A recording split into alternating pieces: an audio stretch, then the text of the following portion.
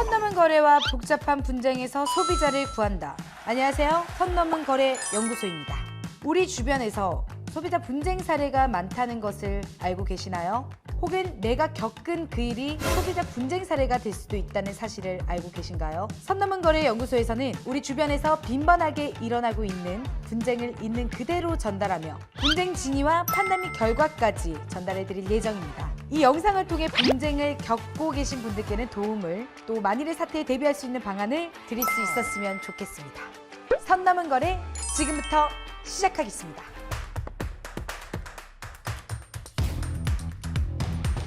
네, 이번에 연구하신 분쟁 사례들은 좀 어떤 편이었나요? 네, 이번에도 역시 느낀 건 우리 일상생활에서 사소한 일들로 분쟁이 일어나는 사실에 좀 놀라웠는데요. 제3자한테는 아무리 관련 없는 일이라고 해도 당사자들은 분쟁 조정 기간 동안 얼마나 힘들고 곤란했을지 가늠이 안 되거든요. 맞아요. 근데 저는 최대한 분쟁이 일어나지 않게 한 번 더 체크하는 습관은 생긴 것 같습니다. 오, 좋아요, 좋아요. 자, 오늘 소개해드릴 분쟁 사례 주제는 바로 환불 원정대입니다.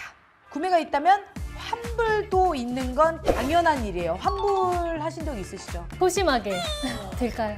전 좀 목소리 떨리면서 당당한 척하는. 네, 그 과정에서 또 발생할 수 있는 분쟁 사례들을 또 소개해 드리려고 합니다. 각자 연구하신 사례들을 한 단어의 키워드로 소개해 주신다면 어떻게 표현하실 수 있으실까요? 저는 인터넷 강의의 진짜 가격이라고 하겠습니다. 그렇다면 저 같은 경우에는 헬스장의 변심이라고 해보겠습니다. 자, 우리 정원 연구님부터 분쟁 사례 소개 부탁드릴게요. 네, 제가 소개해드릴 분쟁 사례는 바로 인터넷 강의 수강 계약 해지에 따른 환급액 조정에 관한 사례입니다. 안녕하세요. 저는 고등학교 1학년 자녀를 둔 학부모입니다. 저희 아이가 이번에 자기주도 학습을 위해 인터넷 강의를 듣고 싶다고 해서 알아보던 중 좋은 할인가로 나온 강의가 있어 등록하게 됐습니다. 그런데 강의를 들은 지 보름이 지난 시점에 아이가 본인 스타일과 맞지 않는다며 다른 데를 알아보고 싶다고 하더라고요. 그래서 학원에 환급 요청을 했는데 학원에서는 위약금과 더불어 강의 수강료가 정상가로 처리가 돼서 제가 결제한 금액보다 더 적은 금액으로 환급을 해준다는 겁니다. 갑자기 정상가로 처리가 된다니 말도 안 된다고 생각해서 소비자 분쟁까지 이르게 됐습니다. 네, 이런 사례는 솔직히 좀 흔하게 볼 수 있는 사례긴 해요. 그죠? 그렇죠. 이런 경우가 좀 곤란한 것 같습니다. 왜냐하면 이제 소비자의 입장도 사업자의 입장도 어느 정도 조금 둘 다 이해가 되니까요. 자, 그럼 과연 어떻게 해결되었을지 잠시 후에 얘기 나눠보도록 하겠습니다. 자, 그럼 바로 두 번째 사례도 들어볼까요? 네, 제가 바로 다음 사례 소개해드리도록 하겠습니다. 요즘 여름 맞아서 운동 등록하시는 분들 많으시죠? 전 안 해요. 이번 사례는 운동센터에서 갑작스러운 상황이 발생해서 환급을 요구하게 된 사례입니다. 저는 평소 스피닝이 취미라서 동네에 스피닝 센터를 등록했었는데요. 여기는 스피닝 말고도 헬스, 골프를 함께 운영하는 곳이었어요. 1년치 이용권을 등록했었는데 갑자기 등록한 지 5개월 만에 스피닝 센터가 폐쇄하게 된 겁니다. 저는 이전에 스피닝 센터 폐쇄 예정이라는 공지도 못 받았고 또 저는 스피닝 외에 다른 시설을 거의 사용하지 않아서 더 이상 이 센터에 갈 이유가 사라진 거죠. 그래서 남은 이용료를 환불하려고 했는데 센터에서 환불이 어렵다고 하는 겁니다. 센터에서는 가입 시 작성한 계약서에 이전에 입금한 이용료는 환급이 어렵다고 고지를 했고요. 또 스피닝 외에도 헬스나 골프는 정상적으로 사용할 수 있으니까 환급 대상이 안 된다고 해서 제가 분쟁까지 가게 됐습니다. 그러니까 이런 경우들이 참 많더라고요. 이렇게 사라지게 되면 사실 돈도 돈이지만 좀 당황스럽잖아요. 그럼요. 사실 정해졌었을 때 그때라도 얘기를 해서 저희가 환불 처리를 이렇게 하겠습니다라고 하는 게 사실은 정상인 거잖아요. 자, 과연 각 사연들은 어떻게 되었을지 각 사례들의 분쟁 조정 결과에 대해 한번 이야기를 나눠보도록 하겠습니다.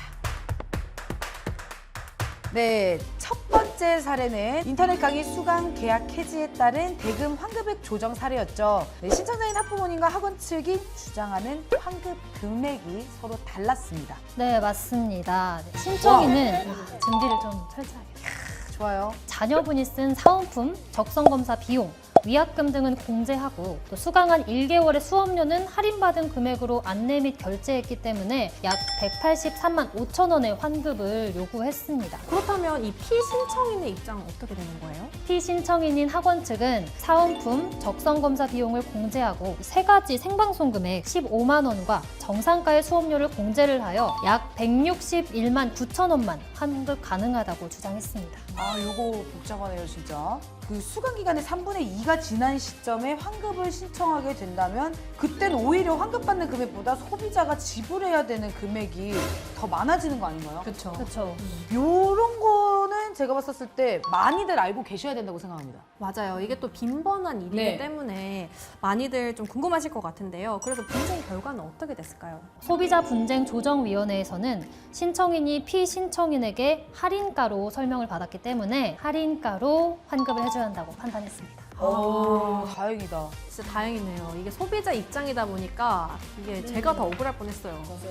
네, 또한 피신청인인 학원 측에서는 소비자에게 10%의 위약금을 요구했었는데요. 이는 약관의 규제에 관한 법률 제9조 제4호에 따라 계약의 해제 또는 해지로 인한 원상 회복 의무를 상당한 이유 없이 소비자 및 고객에게 과중하게 부담시키는 조항이라며 이 위약금 또한 무효로 판단했습니다. 자, 그럼 피신청인이 요구하는 위약금도 신청인이 지불하지 않아도 된다는 말씀이신 건가요? 네, 맞습니다. 아직 끝이 아닙니다. 생방송 수업료는 서비스 성격으로 제공됐기 때문에 공제 부문에서 제외됐습니다. 따라서 사은품 적성 검사 비용, 할인가의 수강료를 제외한 약 207만 3천 원을 신청인에게 환급해줘야 한다는 결론이 나왔습니다. 오, 금액이 늘었어요. 그러니까요. 그러게요. 많이들 알고 계셔야 될 것 같아요. 오, 이거. 와, 오늘 알아가고 너무 좋은데요? 네, 이 분쟁 사례를 통해서 많은 소비자분들이 좀 더 당당하게 요구할 수 있었으면 좋겠습니다.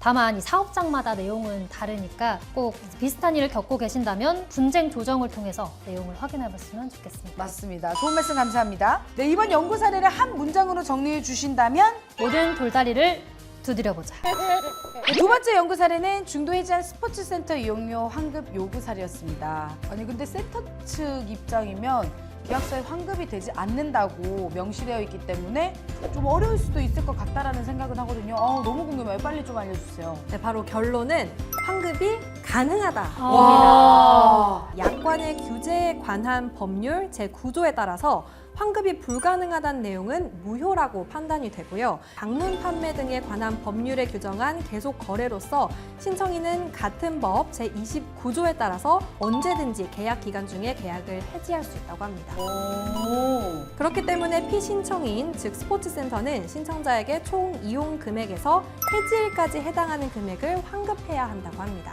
네, 정말 좀 다행이라고 생각이 들고요. 이런 법률도 사실 몰랐고 저도 이런 법률이 있는지 이번에 연구하면서 좀 그러니까요. 알게 됐죠. 네. 진짜 이게 너무 주위에 있는 그쵸. 일인데 이거를 와 이게 속이 시원하겠지. 뻥 뚫려요.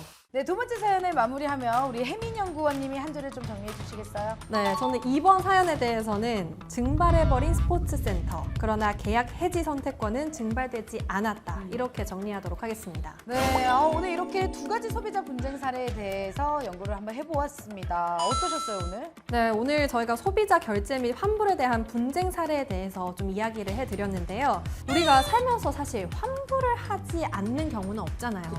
그럴 때마다 모두가 현명하고 똑똑하게 좀 저희 이 영상을 참고하셔서 해결했으면 하는 바람입니다. 네, 저희가 앞으로 연구할 사례들을 정하느라 보고 있었는데 정말 황당하면서도 우리 주변에서 흔하게 일어날 법한 일들이 많더라고요. 저희가 더 열심히 연구해서 전해드리겠습니다. 너무 궁금합니다. 네, 오늘도 열렬한 또 연구를 해주신 두 분께 다시 한번 감사 인사 말씀드리도록 하겠습니다. 자, 그럼 오늘 이쯤에서 또 마무리를 한번 해볼까요? 좋습니다. 네, 대한민국의 분쟁 없는 평화가 찾아오는 그날까지 연구소의 불은 꺼지지 않는다. 다음 3화에서 뵙도록 하겠습니다. 감사합니다.